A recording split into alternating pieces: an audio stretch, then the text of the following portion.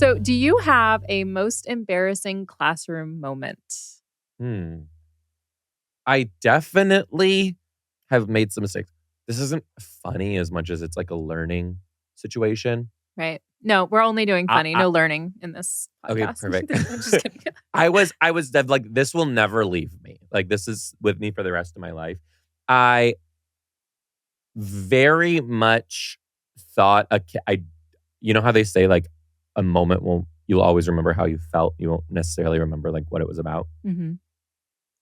I remember that I thought this kid did something, like didn't turn something in, so he had to miss some celebration or whatever it was. And I was like, no, like I wasn't yelling, I was just being calm. And I was like, you can't, I'm sorry, these are the rules. Like, I have to stick with my guns on this. I'm so sorry.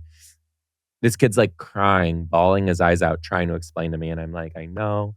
And I think I even told him, like, I understand you're crying. You're crying because you're mad at yourself. I'm so sorry. And then, like, minutes later, I discovered something that he was correct, right? And he's like crying in front of his friends.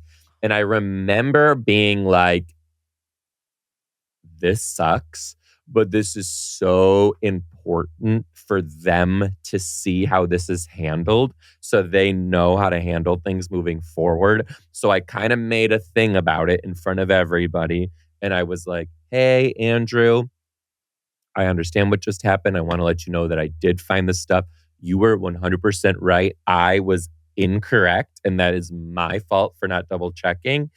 You know, it doesn't always go this way, but you are right. And because of this, I'd like to invite you and a friend to have lunch with me tomorrow. I'll bring in pizza. We'll do the whole thing.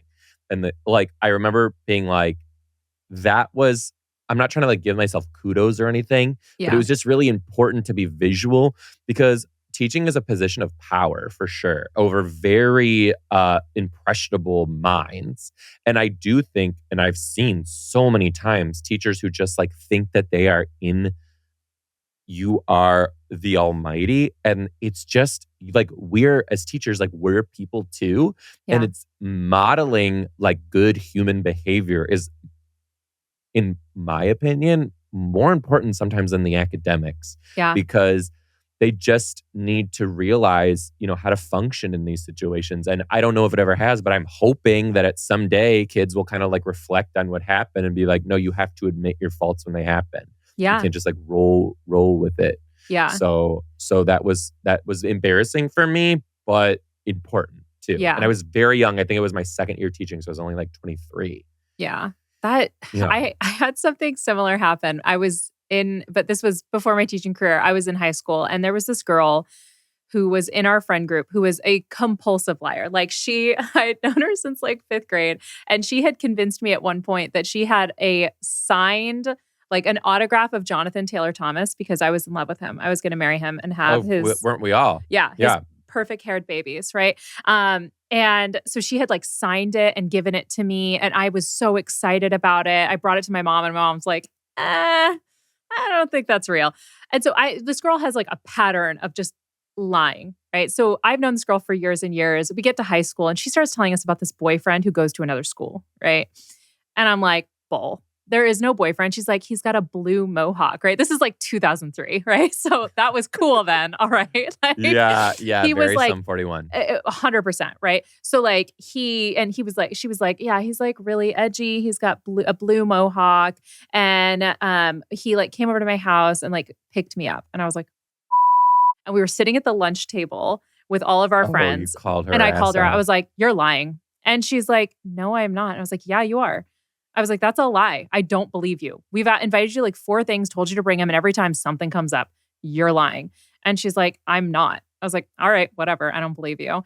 And everyone was just, because everyone had been saying for weeks, she's lying. She's a guy with a blue mohawk who has like a truck and is picking bull. There's no way. But of course, I'm the only one who's like, let me seek justice and truth here. Yes, absolutely. Absolutely. Absolutely. So then we all go hang out at Starbucks that weekend. And who shows up but the blue mohawked guy that she was dating with her, hand in hand. And I just remember being like, damn it. Like, this was the wrong place to stake my claim. Like, So then Oh, at lunch, wow. I did the same as you. I was like, hey, listen, I just want to say I'm really sorry. Clearly, you were not lying. That was my bad. And she's like, yeah, it was your bad. I was like, oh man. Good.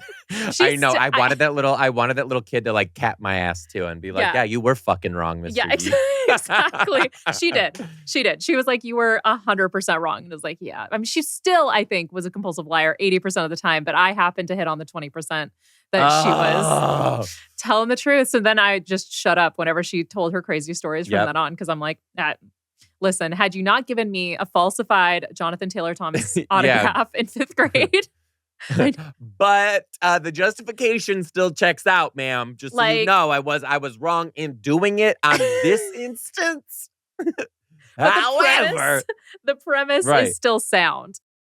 Thank you so much for watching. Want more of Those Who Can't Do in your life? Well, you can watch the full episode right now. Just click on that little box over there. You see it? Right down there? There it is. And if you haven't yet, please subscribe. Okay, bye.